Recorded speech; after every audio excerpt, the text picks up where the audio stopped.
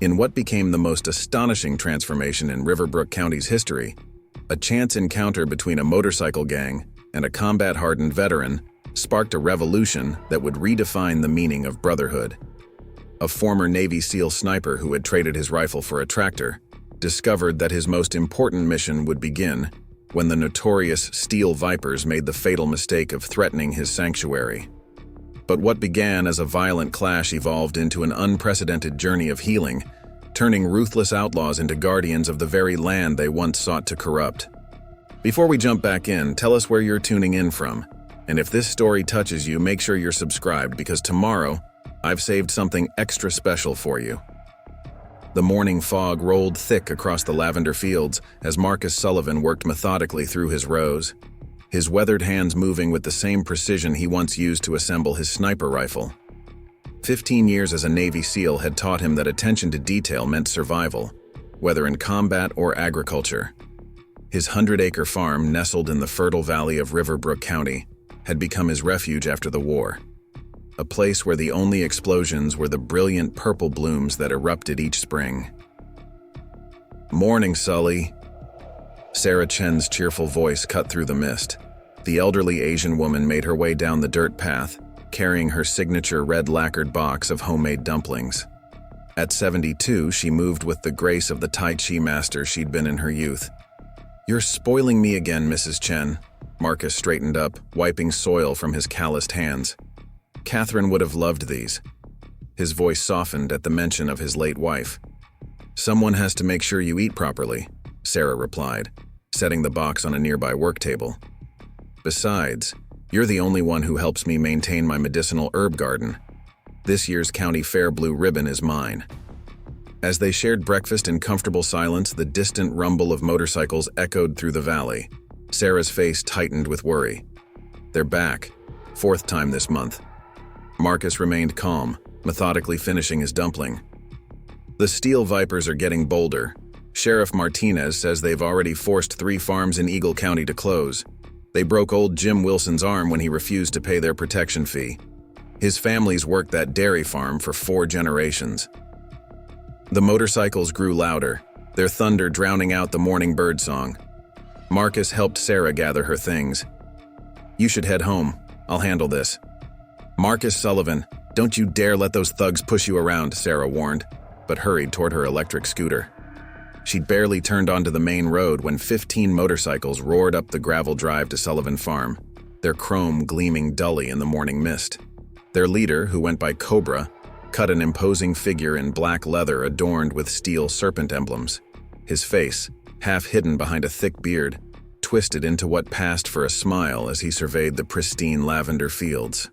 "Nice setup you've got here, farmer. Real peaceful. Be a shame if something happened to it." His 14 companions spread out, their heavy boots crushing delicate lavender plants as they walked. Marcus stood quietly, hands relaxed at his sides. To these bikers, he probably looked like just another middle-aged farmer about to learn a harsh lesson. None of them noticed how his stance had automatically shifted to maintain optimal situational awareness, or how his eyes had already mapped multiple angles of attack and defense, habits ingrained through countless combat operations. "7,000 a month keeps your pretty flowers safe," Cobra continued, pulling on fingerless gloves studded with steel.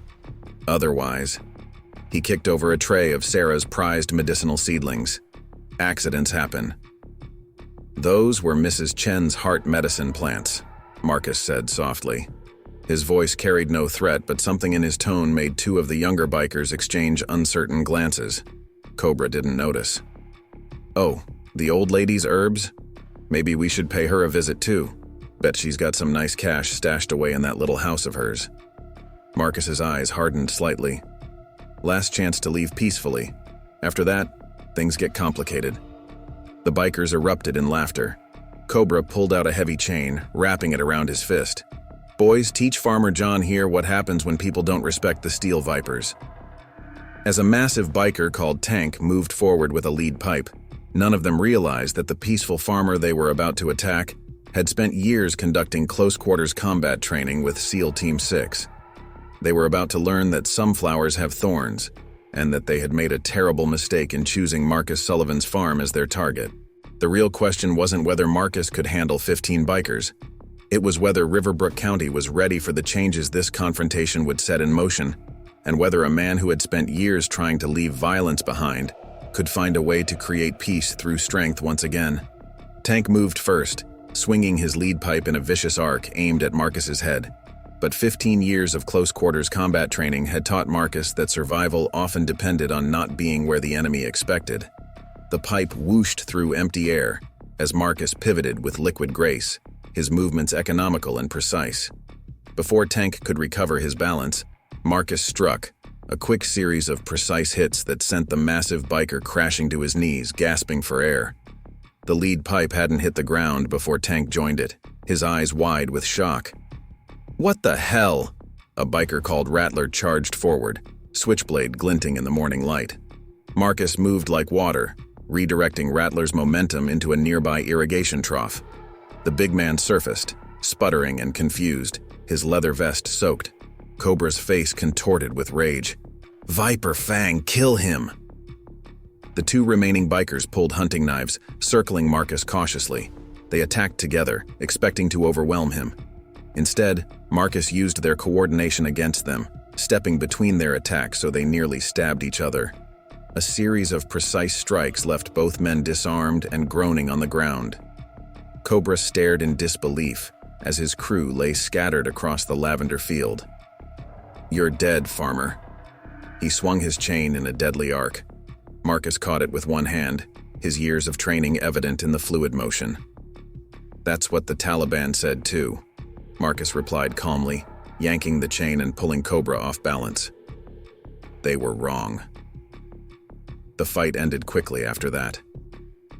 When Sheriff Carmen Martinez arrived 10 minutes later, she found 15 members of the notorious Steel Vipers zip-tied with their own bike chains, sitting among crushed lavender plants. "Jesus, Sullivan," the sheriff sighed, her dark eyes taking in the scene. "Couldn't leave the excitement back in the teams?" Marcus was already carefully replanting Mrs. Chen's medicinal herbs. "They threatened Sarah, Carmen. You know I couldn't let that stand." Deputy Jack Thompson whistled as he surveyed the groaning bikers. "Boss, you better take a look at this." He held up a backpack they'd found on one of the bikes. Inside were detailed plans for extorting every farm in Riverbrook County, along with lists of accidents they'd arranged in neighboring counties. "This is bigger than just protection money," Martinez said quietly. "They're trying to force farmers to sell their land cheap. Question is, who's really behind it?" Cobra, nursing a dislocated shoulder, spat on the ground. "You have no idea what's coming, farmer. The Vipers don't forget. When the King Cobra finds out about this—" "Shut up," Deputy Thompson snapped. But Marcus had caught the flash of fear in Cobra's eyes when he mentioned King Cobra. There was more to this than simple extortion. Word of the confrontation at Sullivan Farm spread through Riverbrook County like wildfire. By sunset, Sheriff Martinez's phone wouldn't stop ringing with calls from concerned citizens and reporters trying to verify the rumors. 15 members of the Steel Vipers, a gang that had terrorized 3 counties, taken down by a single farmer. At the county jail, Cobra nursed his bruised ego along with his injuries. His lieutenant, a man called Python, listened through the cell phone as Cobra spat out orders. "Get everyone together. I want that farm burned to the ground by morning." "Boss, maybe we should think this through," Python suggested, watching other Steel Vipers gather at their warehouse hideout. "Something's not adding up about this farmer, the way he moved." "Are you questioning me?" Cobra's voice turned dangerous. "That man humiliated the Steel Vipers. Nobody does that and lives to tell about it. Nobody." Back at Sullivan Farm, Deputy Thompson photographed the scene while Marcus cleaned up the mess from the fight. "Mr. Sullivan, you need to accept protection when the rest of the Steel Vipers find out about this." "I appreciate the concern, Jack," Marcus interrupted gently, continuing to salvage Sarah's damaged herbs. "But I can handle myself." "Sir, there are at least 50 more gang members out there," Thompson persisted. "They've never let an insult go unanswered. Last month, they torched the Anderson orchard just for refusing to pay protection money. Then maybe it's time someone stood up to them." Marcus's voice remained calm, but Thompson noticed how his eyes constantly scanned the horizon, checking sight lines and potential approach routes. This was not the behavior of a simple farmer. Back at the station, Thompson shared his observations with Sheriff Martinez. "Carmen, something's off about Sullivan. The way he moves, the way he took down 15 armed men. That's not something you learn growing lavender." Martinez sighed, looking at a folder marked "Classified" on her desk. "Jack, some things are better left alone. Just know that Marcus Sullivan is the least of our worries right now." That evening, Sarah refused to leave the farm despite Marcus's protests. She sat at his kitchen table, stubbornly arranging her salvaged herbs. "Those thugs threatened my garden. Besides, someone needs to make sure you don't skip dinner while planning your defenses." A truck pulled up outside. Dr. Rachel Foster, the local veterinarian and Catherine's best friend before the cancer took her, hurried in. "Marcus, I just heard. Are you okay?" Her eyes quickly scanned him for injuries. "I'm fine, Rachel. Just some garden maintenance today." Marcus managed a small smile. "Garden maintenance? The whole county's talking about how you single-handedly took down half the steel vipers." She lowered her voice. "They're saying Cobra's calling in every favor he has. Even other gangs." "Let him," Marcus said quietly. But something in his tone made both women exchange worried glances. The peaceful farmer they knew was shifting, revealing glimpses of the warrior beneath. The pieces were in motion. A simple act of defense had sparked a chain of events that would reshape an entire community. But first, blood would be spilled, trust would be broken, and unlikely alliances would form in the most unexpected places. The real battle for Riverbrook County was about to begin, and no one, not even Marcus Sullivan, could predict how it would end. At the community center, Pastor Michael Young dealt with the aftermath in his own way. The Steel Vipers had been terrorizing his food bank for months, demanding donations from church fundraisers. He called an emergency meeting with local business owners. "We can't let Marcus face this alone," Jim Wilson argued from his wheelchair, his broken arm still in a cast. "The Vipers will come back with everything they've got." "But what can we do?" Maria Garcia from the local diner asked. "They're killers. We're just ordinary people trying to make a living." Pastor Young looked thoughtful. "Maybe that's been our problem all along. We've been acting individually. It's time we stood together." At the sheriff's station, Carmen Martinez stared at the classified file on her desk. Her conversation with the FBI earlier had confirmed her worst fears. The Steel Vipers weren't just a local gang problem anymore. They were pawns in a much bigger game. "You should see this," Deputy Thompson said, showing her his tablet. He'd been digging through old mission reports that had recently been declassified. Sullivan wasn't just any SEAL. He was part of Red Squadron, the really classified stuff, his last mission in Afghanistan. Everything's been redacted, but whatever happened out there changed him. Martinez rubbed her temples. That explains why he chose this place. Riverbrook County's about as far from combat as you can get, or it was until the Vipers showed up. At the warehouse that served as the Steel Vipers' base, more bikes were arriving by the hour. Python watched through binoculars as riders from other chapters rolled in. Something about the farmer's fighting style nagged at his memory. He'd served 2 tours in Iraq before falling in with the Vipers, and he recognized military training when he saw it. "Check this out." Spider, their tech expert, called him over to a computer. "Been doing some digging on Sullivan. Moved here 3 years ago after his wife died. Bought the farm from his uncle, but before that?" Spider shook his head. "Nothing. It's like he didn't exist." "Because it was classified," Python muttered. "Spider, dig deeper. I need to know what we're really dealing with here." Young Tommy Chen, Sarah's grandson, watched from his hiding spot behind some oil drums. He'd followed Python, hoping to gather information to help Marcus. His heart raced as he heard their plans, but as he turned to slip away, his phone buzzed with a text message.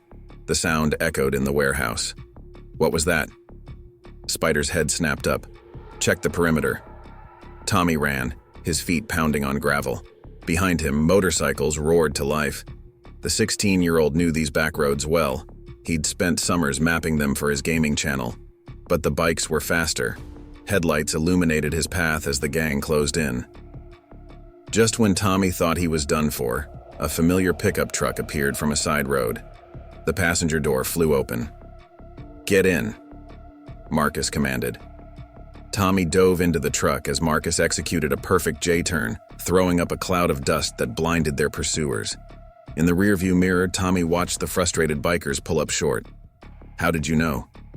Tommy gasped, his heart still racing. "Your grandmother called. Said you were acting suspicious at dinner." Marcus's voice was calm, but his eyes never stopped checking the mirrors. "That was brave, Tommy. Stupid, but brave." "They're coming tonight," Tommy blurted out. "All of them. More than 50 bikes. They're going to burn down everything, the farm, the lavender fields, even grandmother's house. And Marcus. There's something else. Something about King Cobra coming personally." Marcus nodded, unsurprised. "I know, that's why I need your help getting everyone to safety." The truck turned toward town, where lights were starting to come on as word spread of the impending confrontation. Riverbrook County was about to experience a night that would change everything. At the warehouse, Python's unease grew as he watched more bikes arrive. Most were Steel Vipers, but he recognized patches from other gangs too. King Cobra's influence ran deep in the outlaw biker world, but something still felt wrong. "Boss," he tried again on the phone with Cobra. "Sullivan's military, high-level spec ops. We need to know more before we move against him." "We know all we need to know," Cobra snarled from his jail cell. "Tonight we show Riverbrook County what happens when you disrespect the Steel Vipers." Python hung up, troubled. He'd seen that look in Sullivan's eyes before, in the eyes of Special Forces operators his unit had worked with in Iraq. That calm certainty that came from knowing exactly what you were capable of. At the farm, Marcus moved with purpose. To anyone watching, his preparations might have seemed strange. He wasn't boarding up windows or setting up barricades. Instead, he was adjusting irrigation systems, repositioning farm equipment, and setting up work lights in seemingly random patterns. Sarah Chen arrived with more food, this time accompanied by Dr. Foster. "Marcus," Rachel started, "the whole town's talking. They're saying King Cobra himself is coming. He hasn't been seen in public for years. What aren't you telling us?" Marcus paused in his preparations. "King Cobra isn't just a gang leader. During my last deployment, let's just say there's a reason his name was in that classified file on Martinez's desk." The pieces were falling into place, revealing a picture bigger and more dangerous than anyone had suspected. The real question wasn't whether Marcus could handle a gang of bikers. It was whether he could prevent Riverbrook County from becoming collateral damage in a war that had followed him home from his last mission. As the sun set, the stage was set for a confrontation that would either tear the community apart or forge it into something stronger than anyone could imagine. The real battle wasn't just about protecting a farm. It was about facing the ghosts of the past and finding a way to build a future worth fighting for. The old church basement hummed with nervous energy as Marcus addressed the gathered townspeople. Sheriff Martinez stood by the door, her deputies strategically positioned around the building. Outside, the distant rumble of motorcycles grew steadily louder. "Everyone stays here until it's over," Marcus instructed, his voice carrying the quiet authority that made people listen. "Sheriff Martinez and Deputy Thompson will keep you safe." "But it's your farm they're coming to burn," Jim Wilson protested from his wheelchair. "Everything you've worked for." "Buildings can be rebuilt," Marcus replied. "Lives can't." His eyes met Sarah Chen's determined gaze. "No arguments, Sarah. You too." "The hell with that," Sarah declared, standing up. "Catherine would never forgive me if I let you face this alone. Besides, my medicinal tea is brewing in your kitchen." A ghost of a smile crossed Marcus's face. "The tea can wait." "That tea isn't for you," Sarah said firmly. "After what's coming, even the worst people need a moment to reflect. Sometimes the best way to end a war is with a cup of tea and a willing ear." At the farm, Marcus worked quickly and methodically. To any observer, his preparations might have seemed odd. The irrigation systems were running at full pressure, creating muddy patches in strategic locations. Farm equipment had been repositioned to create choke points. The work lights cast strange shadows perfect for concealment. Sheriff Martinez pulled him aside. "You sure about this?" I can have state police here in an hour." "An hour's too long," Marcus replied, checking his watch. "This needs to end tonight, Carmen. These people have lived in fear long enough." He paused. King Cobra being involved, it changes things. The sheriff nodded grimly. "The FBI briefed me. He's not just a gang leader, is he? He's the one who sold intel to the Taliban," Marcus finished. "The reason my last mission went sideways. 3 of my team didn't make it home." His voice hardened. "And now he's here, using biker gangs to force land sales. The question is, who's he working for this time?" Meanwhile, at their staging area, the Steel Vipers gathered in force.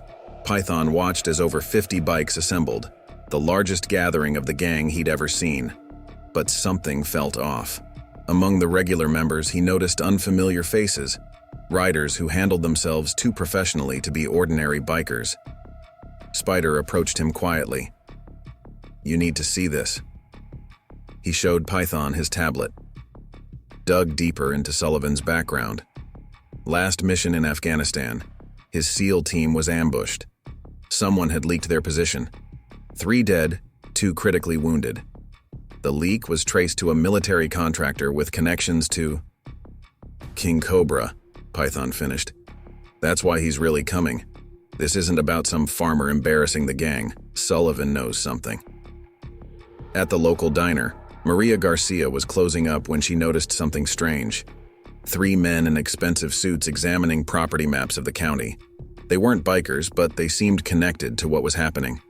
She snapped a discreet photo with her phone and sent it to Deputy Thompson. Back at the church, Tommy Chen couldn't sit still. "This isn't just about the farm anymore, is it?" he asked Dr. Foster. "There's something bigger happening." Rachel nodded, remembering conversations with Catherine before she died. "Your grandmother's farm isn't just strategic for its location. There's something else about that land. Something Catherine discovered before her cancer diagnosis. She was a geologist, you know." "Rare earth minerals," Sheriff Martinez confirmed, joining them. "The whole valley's rich with them, critical for modern electronics, worth billions to the right buyers. The gang violence, the forced land sales. It's all been a cover for something bigger." Outside, the motorcycle engines grew louder. Python led his group down the main road, but his military training was screaming that something was wrong. The way Sullivan had set up the farm. It wasn't the defense of a man planning to fight. It was the preparation of someone planning to hunt. "Boss," he tried one last time on the radio. "We need to pull back. This isn't what we thought. Sullivan's not just some farmer. He's—" "Follow orders," a new voice cut in. Python felt his blood run cold. King Cobra himself. "Sullivan dies tonight. He and that nosy wife of his got too close to the truth 3 years ago. Cancer's such a convenient way to silence people, isn't it?" Python's world shifted. Catherine Sullivan's death hadn't been natural, and this attack wasn't about gang reputation. It was about silencing a witness before he could expose a conspiracy that went far beyond county lines. The pieces were all falling into place, revealing a picture darker than anyone had imagined. This wasn't just about protecting a farm or standing up to bullies. This was about exposing a truth that powerful people had killed to keep hidden. As the bikers approached Sullivan Farm, none of them realized they were riding into more than a confrontation. They were about to become players in a game of justice long delayed, where the stakes weren't measured in acres or dollars but in lives and truth. The real question wasn't who would survive the night. It was whether Riverbrook County was ready for the storm that was about to break, and whether a man who had lost everything once before could find a way to protect not just his new home, but the very soul of his community.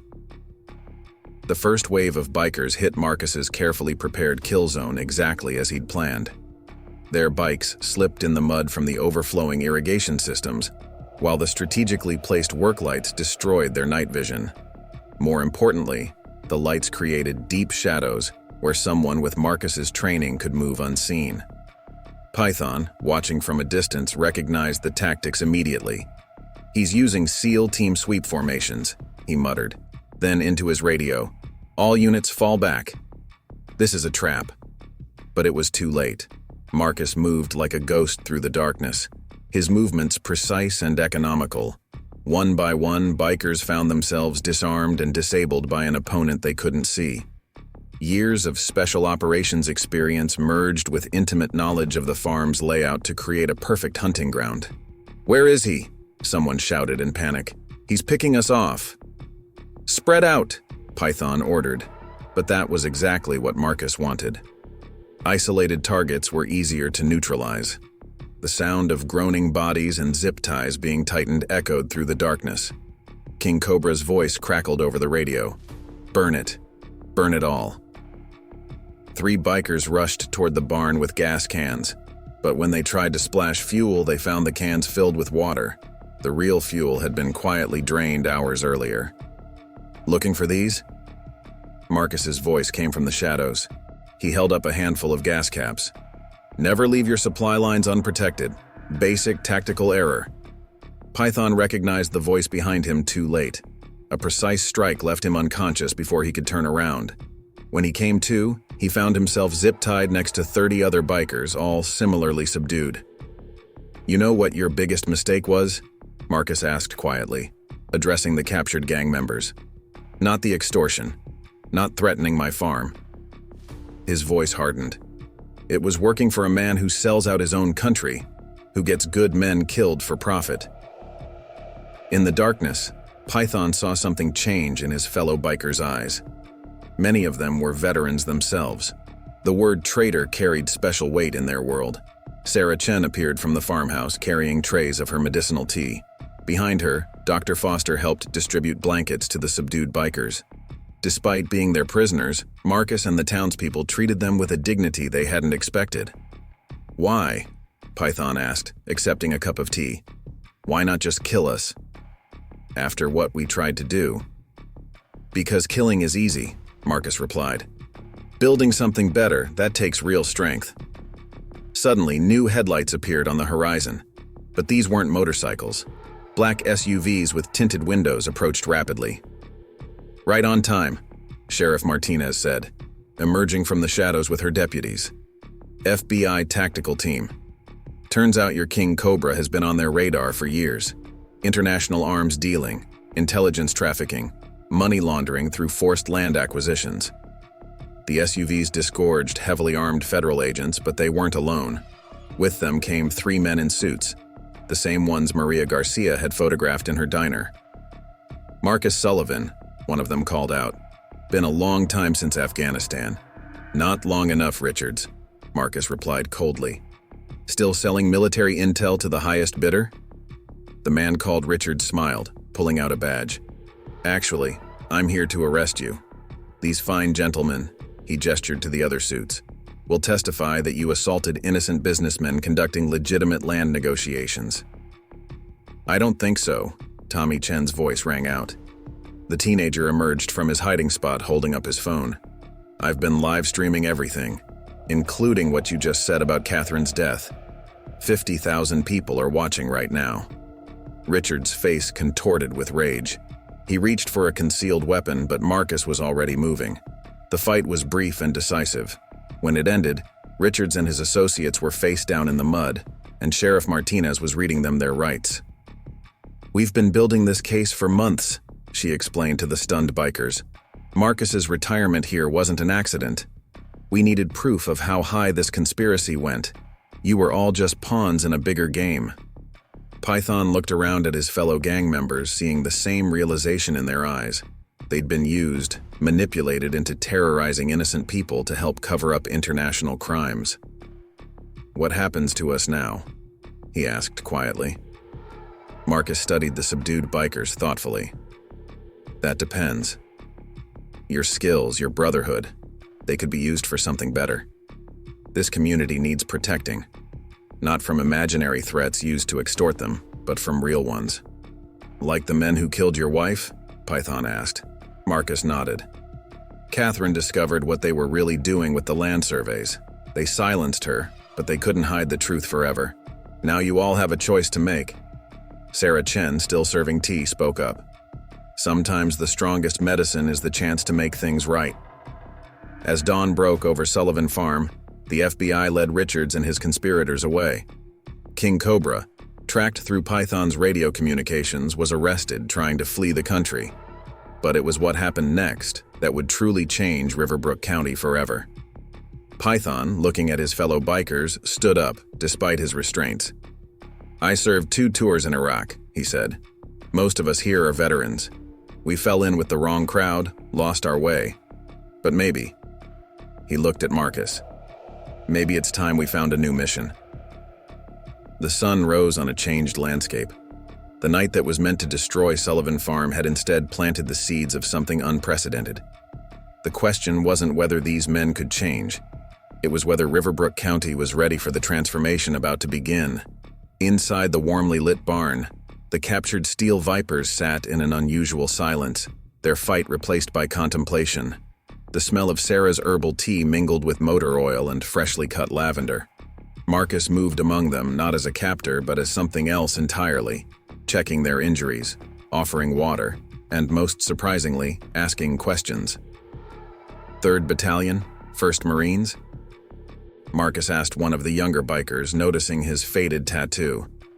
"2 tours in Fallujah," the biker muttered, then looked up sharply. "How did you... the way you moved during the fight. Marines have a distinctive style." Marcus handed him a cup of tea. "2nd battle?" Similar conversations sparked around the barn as Marcus identified more veterans among the captured bikers, 15 in total, including Python, who watched the exchanges with growing understanding. The night that was meant to destroy Sullivan Farm was becoming something entirely different, a beginning rather than an end, a chance for lost warriors to find their way home. "You're not just some farmer," Python finally said, the pieces falling into place. "The way you set this up, the fields as a kill zone, the lights for disorientation, the supply line disruption, that's SEAL tactics." The barn fell silent. Several of the veteran members straightened instinctively, military bearing returning automatically. "Check his move against Spider," Python continued, turning to his fellow veterans. "That was a SEAL team takedown technique, and the way he used the terrain, man, we never stood a chance." Sarah Chen chose that moment to enter the barn with a fresh pot of tea, ignoring Marcus's exasperated look. "Well, if you boys are done trying to burn down my friend's farm, I made a fresh batch. This blend helps with bruised egos as well as bodies." The absurdity of the moment, a tiny elderly woman serving tea to captured gang members, broke the tension. A few bikers actually laughed. "Sarah," Marcus started. "Hush now," she cut him off. "Catherine always said you'd forget to take care of others if someone didn't remind you." She began distributing cups. "Besides, my grandson Tommy tells me some of these boys are veterans. No veteran goes hungry or thirsty on my watch." The mention of Tommy made several bikers shift uncomfortably, remembering chasing the kid earlier. "Mrs. Chen," one of the veteran bikers spoke up, "we're sorry about earlier with your grandson." "Drinking my tea is a good start toward making amends," Sarah replied firmly. "Now, who wants to hear about the medicinal garden you all nearly destroyed? Some of those herbs have been in my family for generations." Sheriff Martinez arrived to find an almost surreal scene. Captured bikers drinking tea while Sarah gave an impromptu lesson on traditional Chinese medicine. "Dave," Marcus called out to her, "I think we might have a solution that doesn't involve filling up your jail." "I'm listening," Marcus gestured to the veterans among the group. "These men aren't criminals at heart. They're warriors who lost their way, found the wrong kind of brotherhood." Python nodded slowly. "The Steel Vipers. It was supposed to be about having each other's backs. Somewhere along the way, under Richards's influence, it became about intimidation and fear." "That true?" Martinez asked the group. One by one, the veteran bikers nodded. Even some of the non-veterans looked thoughtful, teacups in hand. "Here's my proposal," Marcus continued. "Those who want to change, who want to find a better path, I'm offering you a chance. The farm needs help. More importantly, I know other vets who need help, people who understand what you've been through." Richards, still bound and awaiting FBI transport, sneered. "You're crazy if you think—" "Shut up, Richards," Python cut him off. "For once in your life, just shut up." He turned to Marcus. What exactly are you offering? A program. Part work, part therapy. The VA's been pushing me to start one anyway. You help rebuild what you tried to destroy tonight. Learn some farming skills, get some counseling, and maybe find a better way to use your brotherhood. Deputy Thompson, who had been quietly observing, spoke up. Sheriff, we could make it part of a rehabilitation program. Alternative sentencing. Those who complete it get clean records. Martinez nodded. Those who don't go to jail with Richards. I'm in, said the young Marine immediately. Others began nodding. You're all weak.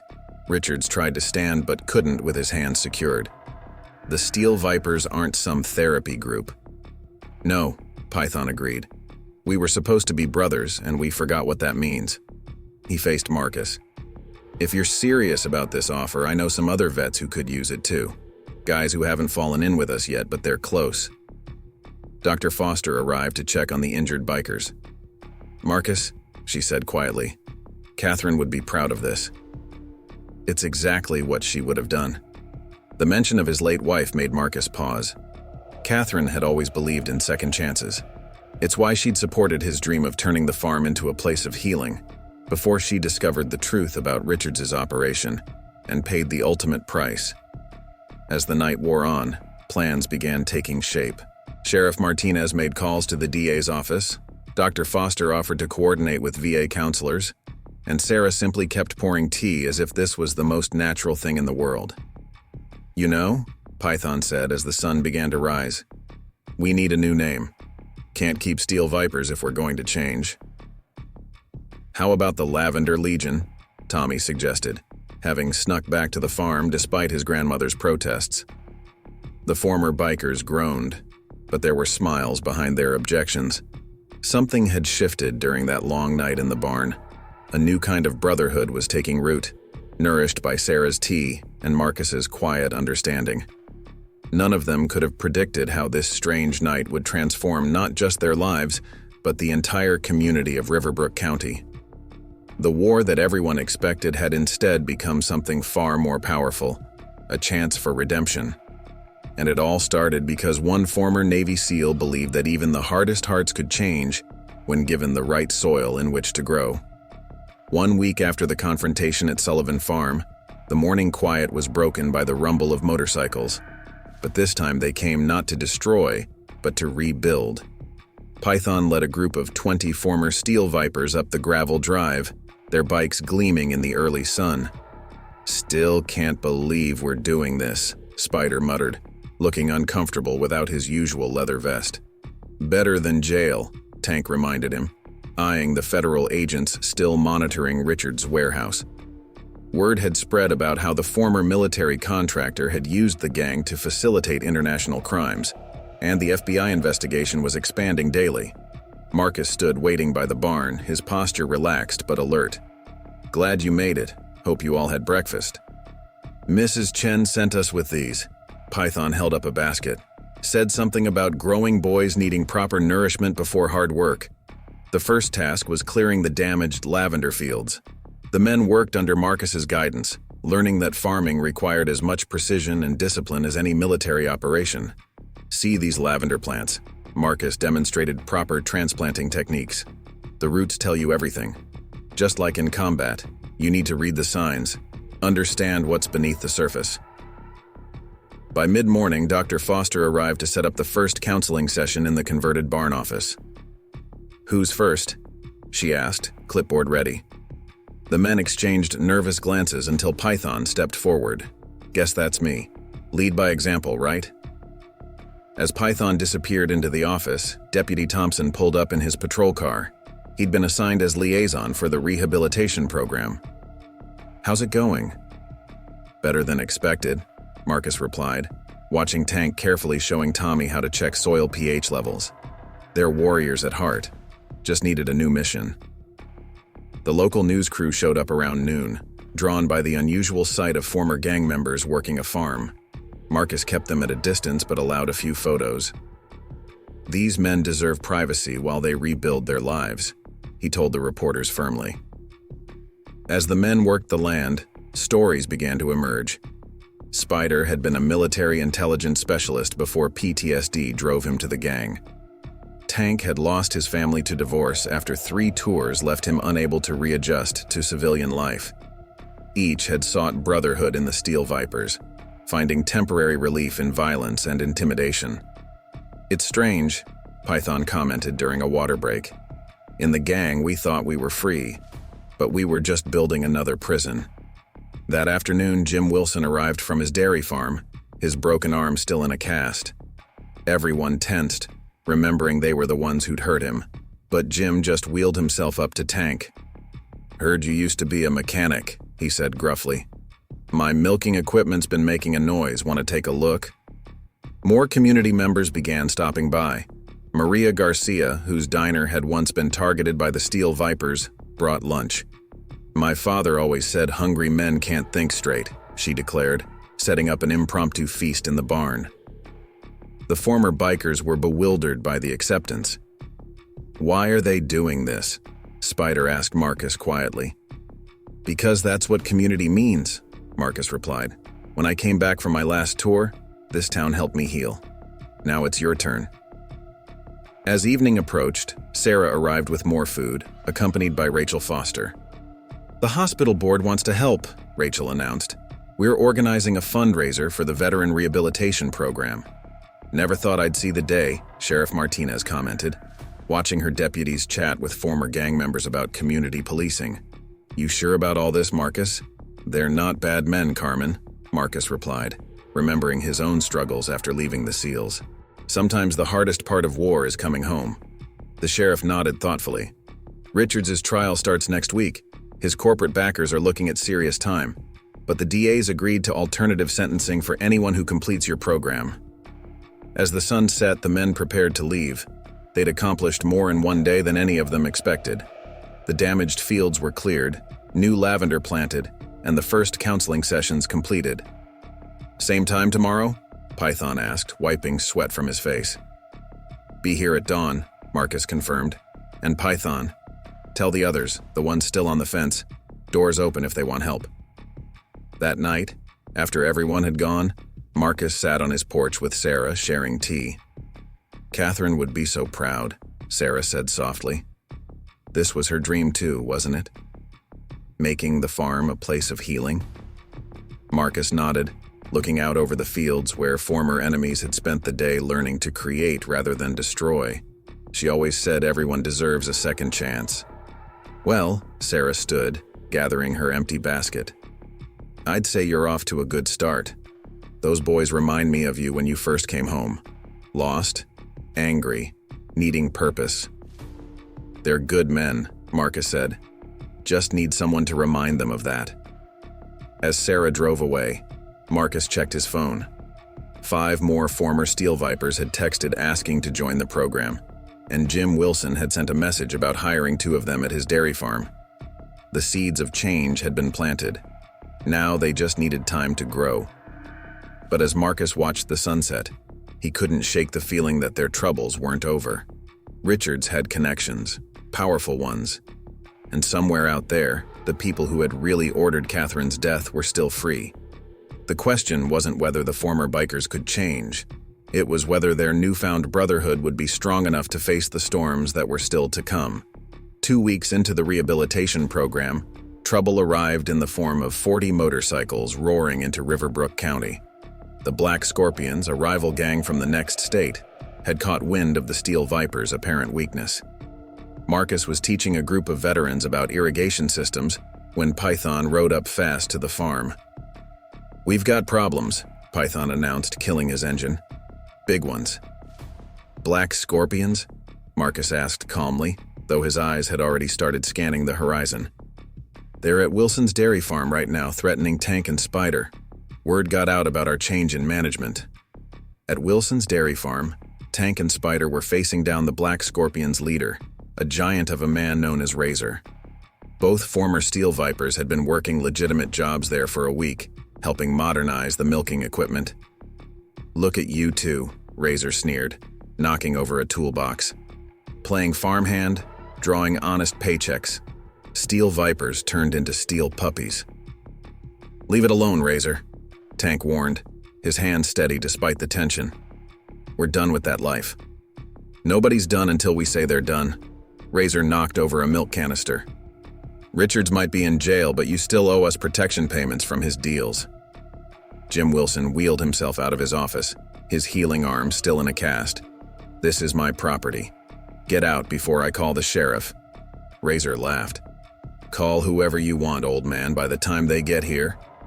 They're already here, came Marcus's quiet voice from behind them.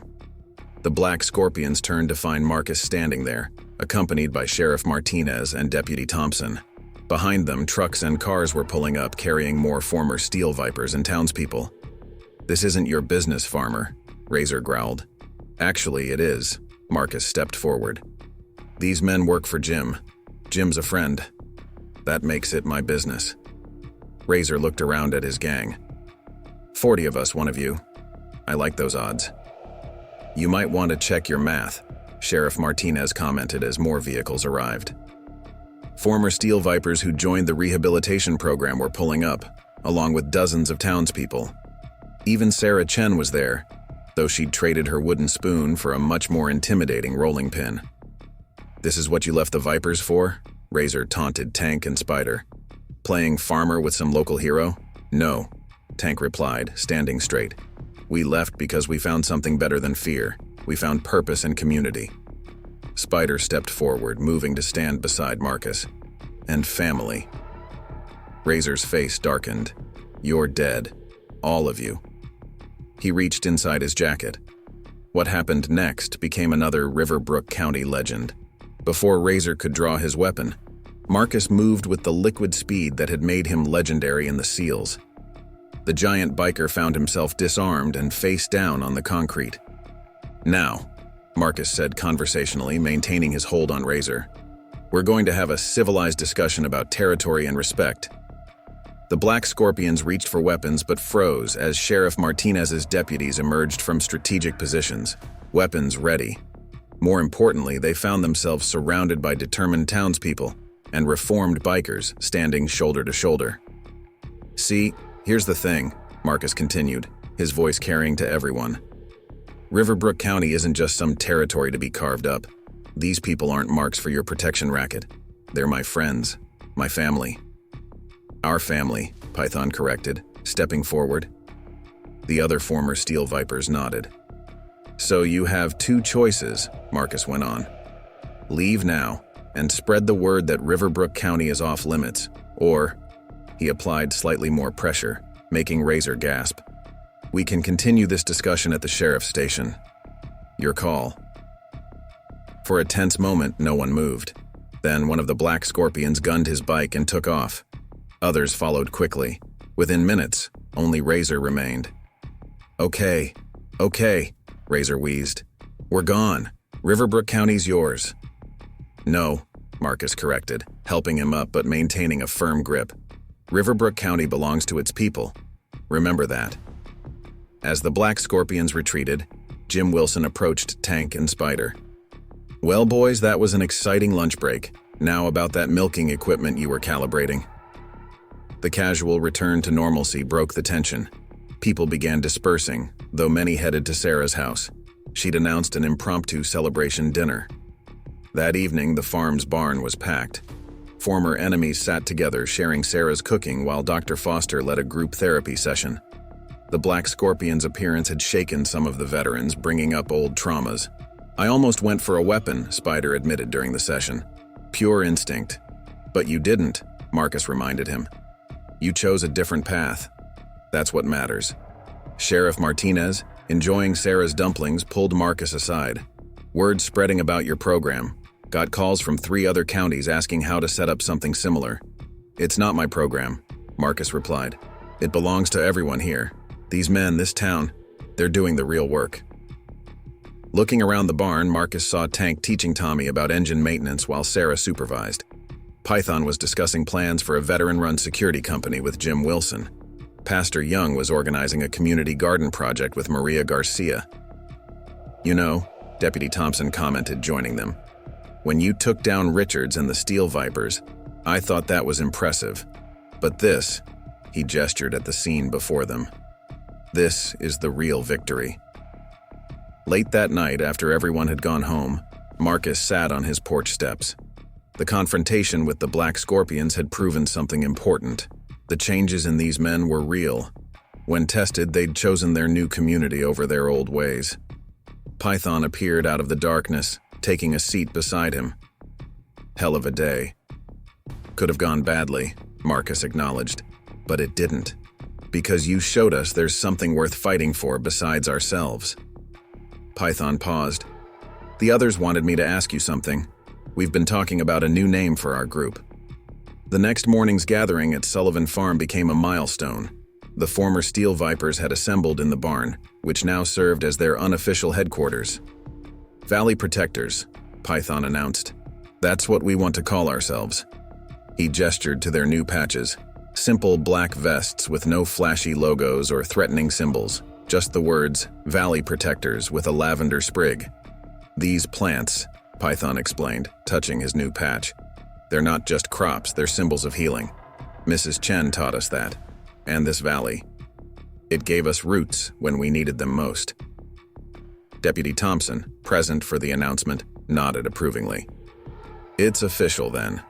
I'll register it as a legitimate organization with the state. The transformation went beyond just names. Jim Wilson had hired 4 more veterans at his dairy farm. Maria Garcia was teaching 2 others about restaurant management. Even Frank Turner at the hardware store had taken on a few apprentices. Got a situation? Sheriff Martinez arrived, looking concerned. Remember those 3 counties that asked about copying your program? They're sending people today. Lots of people. How many? Marcus asked. 5 sheriff's departments, dozen social workers, VA representatives, and, Martinez hesitated, about 40 gang members wanting to reform. Word spread about what you did with the Black Scorpions. Marcus rubbed his temples. We barely have enough space for our current program. That's not all, Martinez continued. Media caught wind. National networks this time. As if on cue, they heard vehicles approaching. Looking out the barn door, they saw a convoy of cars and trucks heading toward the farm. News vans brought up the rear, their satellite dishes visible from a distance. Well, Sarah appeared with her basket of dumplings. Good thing I made extra. The next few hours were chaos. Law enforcement officials from neighboring counties wanted to know about security protocols. Social workers asked about counseling methods. VA reps discussed funding options. And the media wanted to film everything. But it was the arrival of the other gang members that proved most interesting. They came from different groups, some rivals, some allies of the former Steel Vipers. All had heard about Riverbrook County's transformation and wanted the same chance. It's like you said, Python told Marcus as they watched the new arrivals. Warriors who lost their way, just needed someone to show them another path. Marcus gathered everyone in the main field. The crowd had swollen to over 150 people, officials, media, curious townspeople, and former gang members all mixed together. Let me be clear, Marcus addressed them. This isn't a quick fix or an easy way out of legal troubles. What we're doing here is hard work. It's about rebuilding not just farms or businesses, but lives. He gestured to the Valley Protectors. These men chose to change. They work every day to earn back trust. They face their traumas in therapy. They learn new skills. They help their community. If you're not ready for that commitment, there's the road. Nobody left. First thing, Marcus continued, everyone with a camera needs to leave. These men deserve privacy while they rebuild their lives. The media protested, but Sheriff Martinez and her deputies firmly escorted them to the property line. One reporter tried arguing about public interest. The public's interest, Marcus told him, is in successful rehabilitation, not reality TV. These men need space to heal. Once the cameras were gone, the real work began. Dr. Foster and other counselors set up intake interviews. Pastor Young coordinated with churches from other counties about housing. Jim Wilson and Maria Garcia talked about job training programs. The Valley Protectors took charge of the new arrivals, showing them around, explaining the program. Their own experiences made them perfect mentors. See that field? Tank told a group. Week ago it was dirt. Now it's growing lavender. That's what this place does. Takes broken things and makes them grow again. Sarah Chen, Margaret Wilson, and other town leaders organized a massive welcome dinner. The sight of former gang members sitting down with law enforcement and townspeople to share a meal was powerful. "Never thought I'd see something like this," Deputy Thompson admitted, watching former rivals working together to set up tables. As the sun set, Marcus found a quiet moment with Python. "You realize what this means. We're going to need more space, more resources." Python smiled. "Already handled. The Valley Protectors took a vote. We're donating all our seized assets, money, properties, everything, to expand the program." "That's significant money," Marcus observed. "Blood money," Python corrected. "Time it served something good." Later that night, after most had left, the core group gathered in the barn. They had flip charts full of plans, housing developments, training programs, counseling schedules. "It's growing beyond just us," Spider said, looking at the plans. "That's the point," Marcus replied. "Every person we help becomes someone who can help others." Tommy, who'd been quiet all day, spoke up. "You know what this means? The Valley Protectors could be everywhere, helping people in other towns like you helped us." The men exchanged looks. The idea of their redemption spreading, helping others find their way back. It was powerful. "One step at a time," Marcus cautioned. "First, we need to make sure we do right by these new arrivals." Sarah brought out one last pot of tea. "Well, better get started then. Hope you boys are ready for some long days ahead." As they shared the tea, plans were made, duties assigned. The Valley Protectors were no longer just a local group of reformed bikers. They were becoming something bigger, a model for change, a beacon of hope for others lost in darkness. 3 months after the program's expansion, Richards's trial was drawing to a close. The courthouse was packed as Marcus took the stand, his testimony crucial to the prosecution's case. "Mr. Sullivan," the prosecutor began, "please tell the court about your interactions with the defendant and the Steel Vipers." Richards glared from the defendant's table, but Marcus remained composed. "They came to my farm demanding protection money. When I refused, they threatened violence. And you, a simple farmer, managed to subdue multiple armed attackers?" Marcus met Richards's eyes. "I'm a retired Navy SEAL. There was nothing simple about it." The revelation caused a stir in the courtroom. Richards's face went pale as 20 years of classified operations were briefly summarized. "And after subduing them," the prosecutor continued, "you offered rehabilitation instead of prosecution to those willing to change?" "Yes, because I recognized what they really were. Lost warriors who needed a new mission." Back at Sullivan Farm, the expansion was in full swing. The Valley Protectors had purchased adjacent properties using their surrendered assets. New dormitories housed 60 veterans in recovery. Training facilities and counseling centers operated daily. "Problems at the North Field," Python reported as Marcus returned from court. "New guys got into a fight. Old gang rivalries dying hard." Marcus found Tank and Spider already handling the situation, separating 2 groups of former rivals. "You want to fight?" Tank demanded. "Fine, channel it right." He pointed to the boxing ring they'd set up. "In there, with gloves under supervision, or you're out of the program." The men looked sheepish. One spoke up. "They killed my friend 2 years ago." "And how many of their friends did you kill?" Spider asked quietly. "We've all got blood on our hands. Question is, are you here to add more or to wash it off?" The tension broke slowly. The group separated, heading to different work assignments. "Good handling," Marcus told Tank and Spider. "You're getting better at this." "Learned from the best," Spider replied. "Speaking of learning, got word from the VA. They're officially recognizing our program, want to use it as a model nationwide." Inside the main barn, now converted into an administrative center, Dr. Foster was coordinating with counselors from 3 counties. "The trauma-informed approach is working," she reported. "Combining therapy with physical work gives them purpose while they heal." Pastor Young arrived with news from his latest community outreach. 4 more churches want to sponsor rehabilitation programs, and the business associations offering more job placements. The Valley Protectors had become integral to the community. They provided security for local events, helped elderly residents with home repairs, and maintained an emergency response team for natural disasters. "Remember when we used to terrorize places like this?" Python mused during lunch. "Now we're protecting them." Deputy Thompson, bringing updates from the sheriff's office, shared some surprising statistics. Crime rates down 60% across 3 counties. Other gangs either leaving or asking about rehabilitation. You're changing the whole region. But success brought new challenges. That evening, Marcus called an emergency meeting. Representatives from law enforcement, the VA, local government, and the Valley Protectors gathered in the barn. "We've got a situation," Marcus began. "Word's spreading too fast. We're getting more requests than we can handle, and some people are trying to copy our program without understanding it." Sheriff Martinez nodded.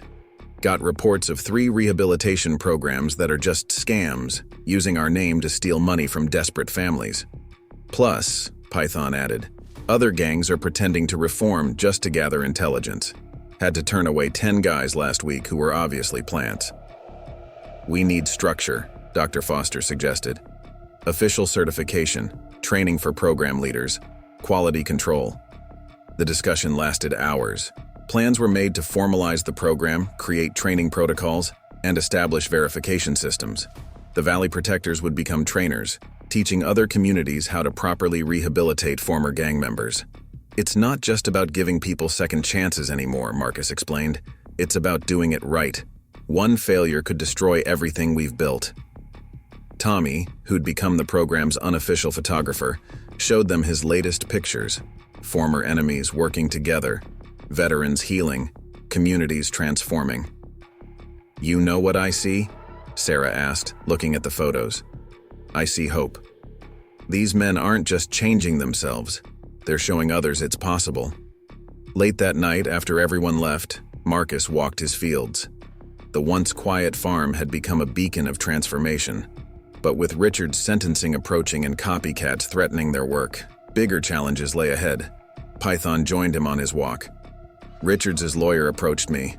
Wanted me to testify that you used excessive force, offered a deal. And? Told him to shove it. We've got a new code now." Python looked over the illuminated buildings where former gang members were finding new lives. "Everything we built here, it's bigger than Richards, bigger than any of us." Marcus nodded, understanding. The small seed of change they'd planted had grown into something remarkable. Now they had to protect it, nurture it, and help it spread properly. "Catherine would have loved this," Marcus said quietly. "She always said the farm could heal people. Never knew how right she was." Richards' sentencing hearing changed everything. The courtroom fell silent as he stood for his final statement, but instead of showing remorse, his eyes blazed with hatred. "You think this is over?" Richards snarled, turning to face Marcus. "The Black Scorpions were just the beginning. I've got friends in darker places. They're coming for your little fairy tale farm." The judge sentenced him to 20 years, but the damage was done. His words sparked a chain of events that would test everything the Valley Protectors had built. 2 days later, Marcus found Python waiting in his office before dawn. "We've got confirmation.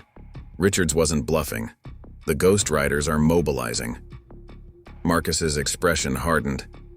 The Ghost Riders were no ordinary gang.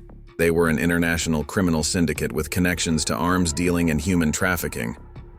"How many?" "At least 100 riders, but that's not the worst part." Python handed over a file. "They're targeting our other rehabilitation centers too, all at once." The Valley Protectors had successfully established 5 satellite programs in neighboring counties. Each center housed dozens of veterans trying to rebuild their lives.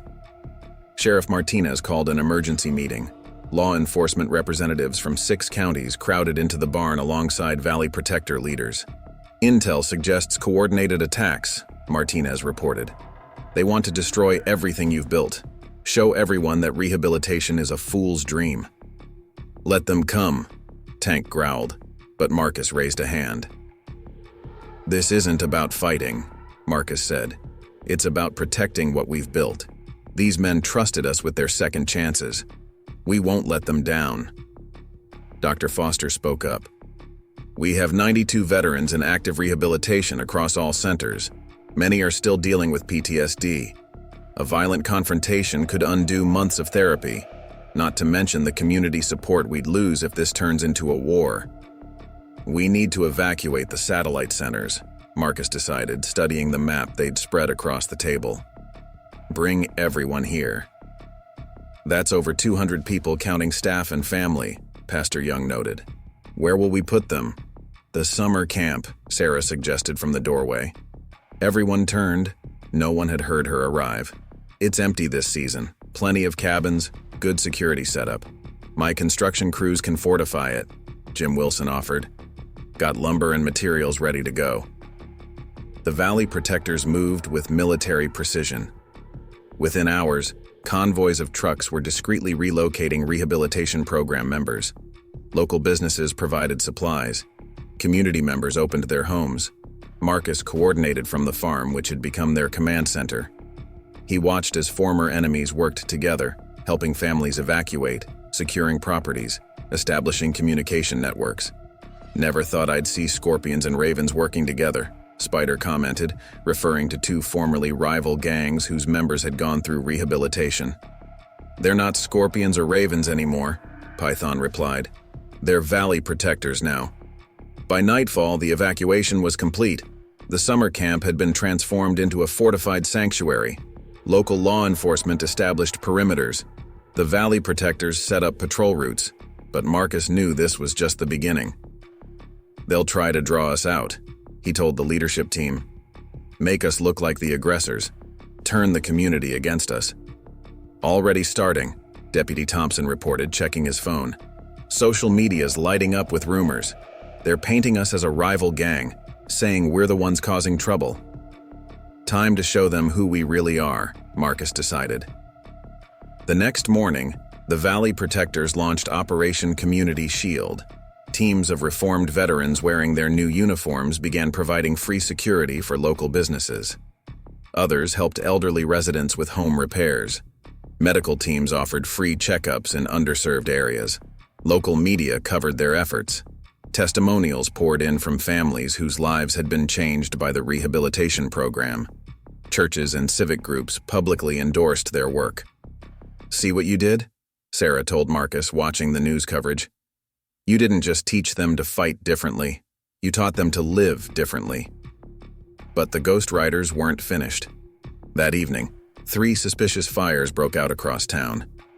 As first responders rushed to handle them, dark figures were spotted near the school.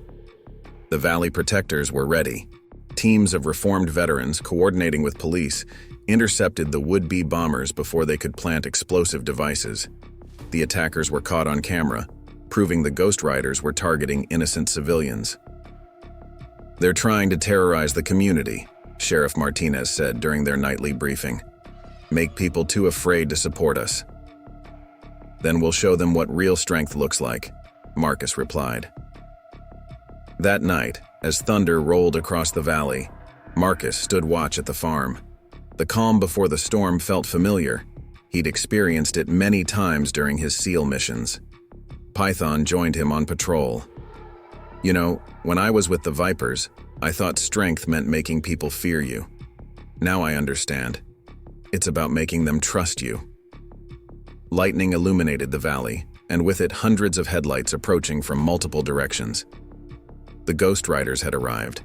The storm was about to break, and with it would come their greatest test yet, not just of their ability to defend what they'd built, but of their commitment to transformation itself.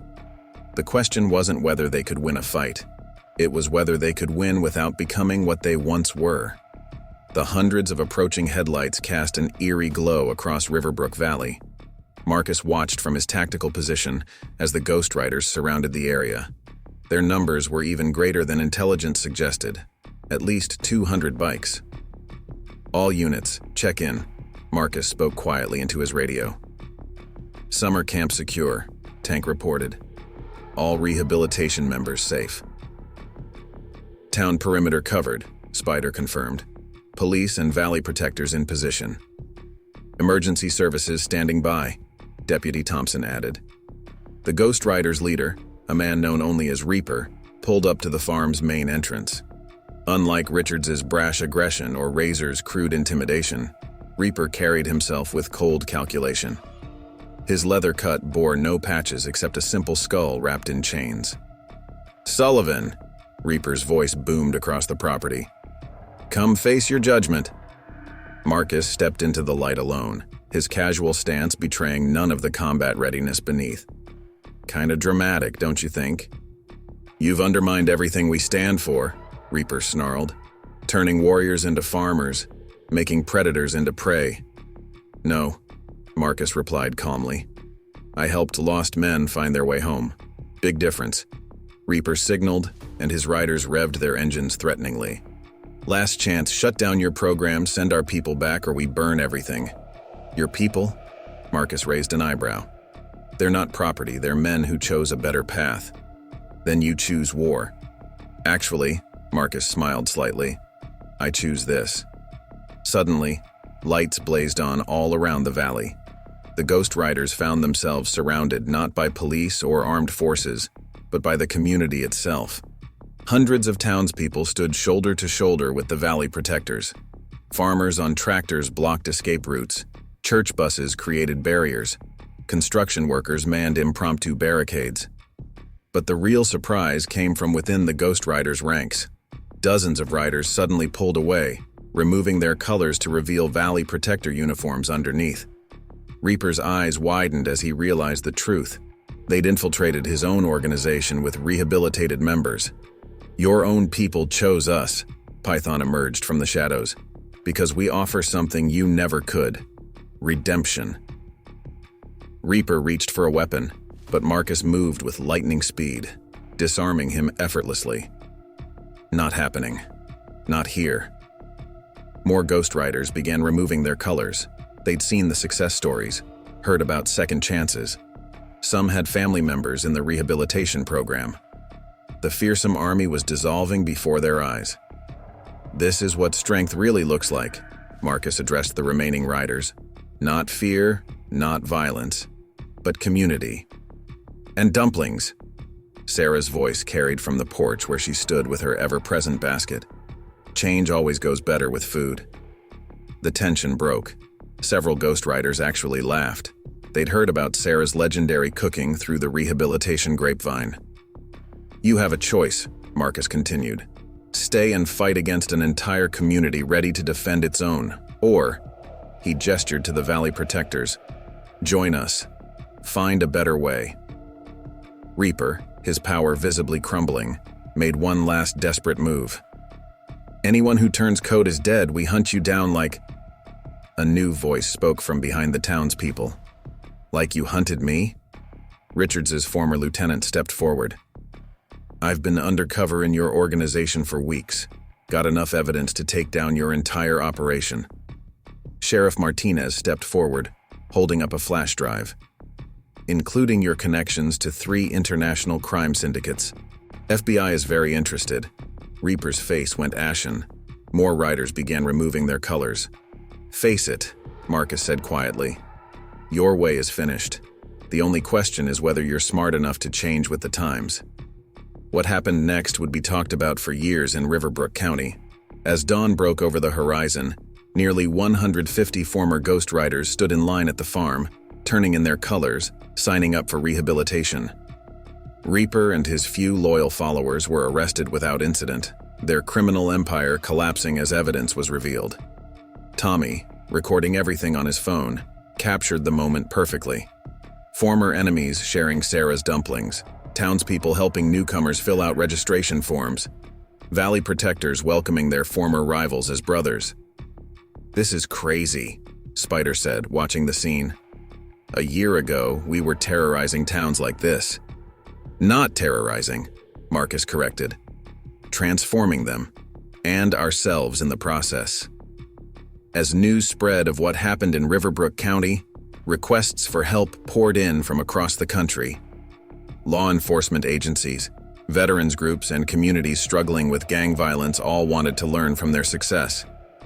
"We're going to need help," Marcus told the leadership team. "We can't do this alone anymore." "We were never alone," Sarah reminded him. "That's the whole point." 5 years later, Marcus stood in a field of blooming lavender, watching the sunrise with his morning tea. The farm had grown into a sprawling campus of hope, but this original field remained special. It was where everything changed. The morning calm was broken by the rumble of motorcycles, valley protectors returning from a disaster relief mission in tornado-hit Texas. Their reputation for turning former enemies into allies had made them uniquely qualified for bringing communities together in crisis. "You should have seen it," Python reported proudly. Former Ghost Riders working alongside Black Scorpions, helping rebuild homes. Even the locals couldn't believe it. Marcus smiled, remembering his own words from years ago. Sometimes the strongest seeds yield the biggest harvests. The Valley Protectors had become more than an organization. They were living proof that transformation was possible, that enemies could become family, that warriors could find new battles worth fighting. And it all started because one former Navy SEAL believed in second chances. A grandmother wielded dumplings with love, and a community chose to build bridges instead of walls. As night fell over the valley, the lights of the campus glowed like stars fallen to earth, each light representing a life transformed, a heart healed, a warrior who'd found their way home. "You know what Catherine would say about all this?" Sarah asked, joining Marcus for one last cup of tea on the porch. Marcus smiled. "She'd say we're just getting started." And she was right. The transformation of Riverbrook County was just the beginning, a testament to the power of redemption, the strength of community, and the enduring truth that even the hardest hearts can change when given the right soil in which to grow.